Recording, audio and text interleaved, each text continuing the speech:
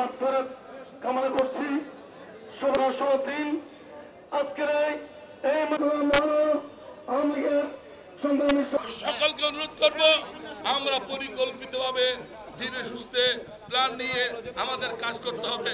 ইনশাআল্লাহ যুদ্ধ শুরু হয়েছে, এই যুদ্ধে বিজয় না হওয়া পর্যন্ত আমরা ঘর যাবে না। বিজয় আমাদের সুনিশ্চিত, ওরা হবে পরাজিত, অপমানিত, লাঞ্ছিত।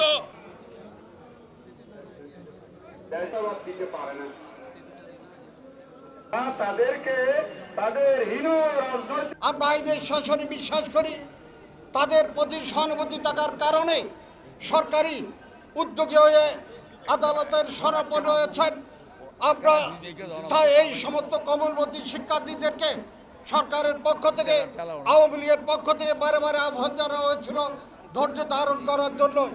কিন্তু চোরের আসুরি ধর্মের কাহিনী বিএনপি জামাত আন্দোলনে পরাজিত হয়ে তারা গাপটি মেরে বসেছিল এবং এই সমস্ত কোমলমতি শিক্ষার্থীদের আবেগকে পুঁজি করে গতকাল সারা দেশে তারা তাণ্ডব চালিয়েছে।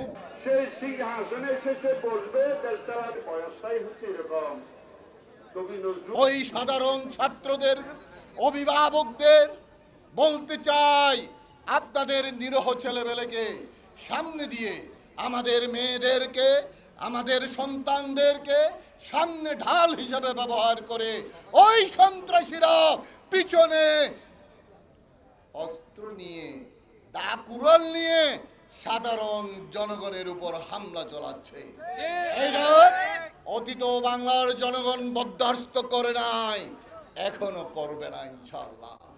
আমরা জননেত্রী শেখ হাসিনার কর্মী, সজাগ থাকবেন, নেত্রীকে নির্দেশ দেবেন, সেটাই পালন করে আমরা এই অশুভ শক্তির মোকাবেলা করব ইনশাআল্লাহ। এদেরকে এইবারে শেষবারের মতো এই দেশ থেকে বিতাড়িত হতে হবে।